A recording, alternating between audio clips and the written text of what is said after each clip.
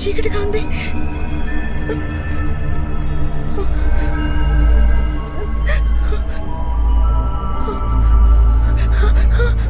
ఏంటిది? లైటర్.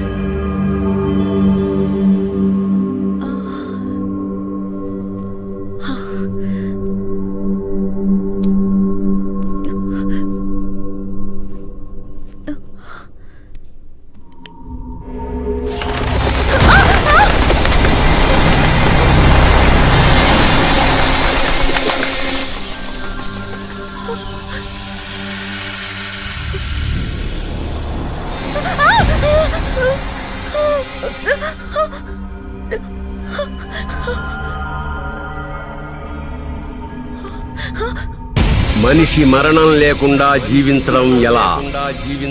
మనిషి మరణం లేకుండా జీవించడం ఎలా? ఎలా సాధ్యం? Oh my God!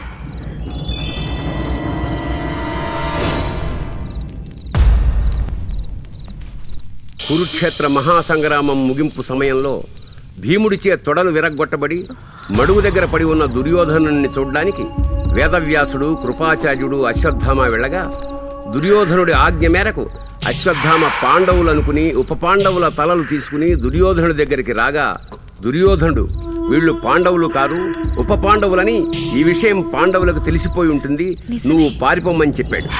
అలా పారిపోతున్న అశ్వత్థామపై అర్జునుడు బ్రహ్మాస్త్రం సంధించగా అశ్వత్థామ కూడా తిరిగి బ్రహ్మాస్త్రం సంధించడంతో సృష్టి అతలాకుతలమవుతుందని వేదవ్యాసుడు వచ్చి బ్రహ్మాస్త్రాల్ని వారించమనగా ఉపసంహారం తెలియని అశ్వత్థామ అస్త్రం దిక్కును అభిమన్యుడి భార్య ఉత్తర గర్భం వైపు సూచించగా కృష్ణ భగవానుడు వచ్చి అడ్డుకుని అశ్వత్థామని శక్తిహీనుడి చేసి ఒంటి నుంచి చీము నెత్తురు కారుతూ దుర్వాసనలు వెదజల్లుతూ కలియుగాంతం వరకు జీవించమని శపించడంతో అలా శాపగ్రస్తుడైన అశ్వత్థామ అడవుల్లో కొండ గుహల్లో బతుకుతూ కొన్ని వేల శివాలయాలు నిర్మించి శివారాధన చేస్తూ మనిషి మరణం లేకుండా జీవించడం ఎలా అనే గ్రంథాన్ని రచించాడు.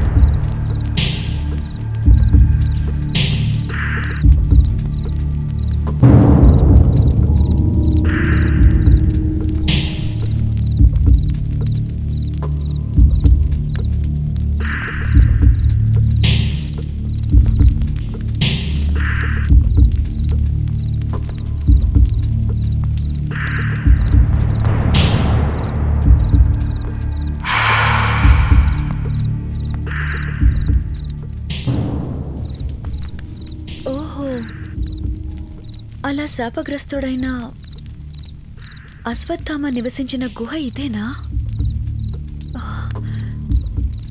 వండర్.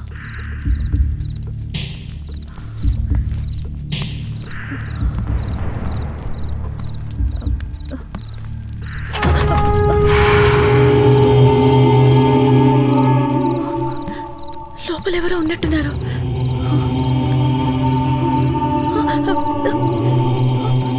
ఎవరు ఎవరు ఎవరు?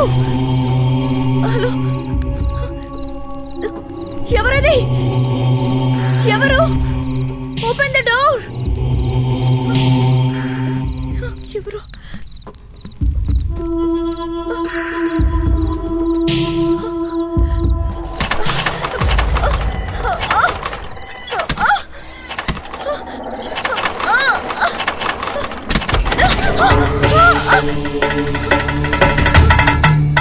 శివాలయంలో ఉంది.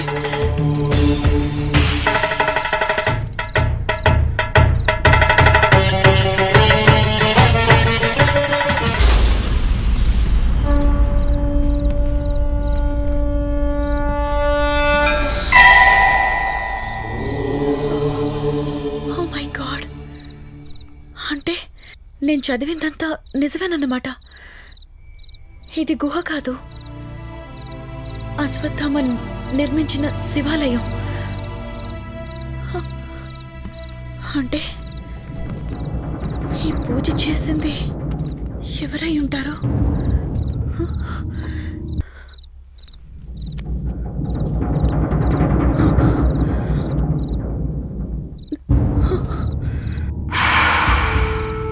భైరవకోన ప్రాంతంలో స్వయంభూగా వెలిసిన కపాల భైరవుడి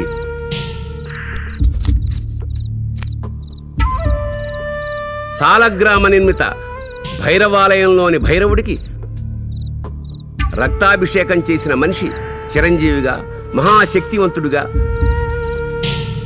త్రికాల జ్ఞానాన్ని తెలుసుకోగలిగిన దివ్య మహిమల్ని పొందుతాడు.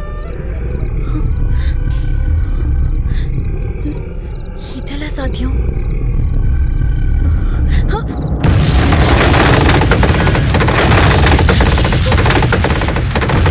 ఈ శబ్దం ఏంటి? ఏం జరుగుతుంది? బయటికి దారేటుందో? అంతా చీకటిగా ఉంది.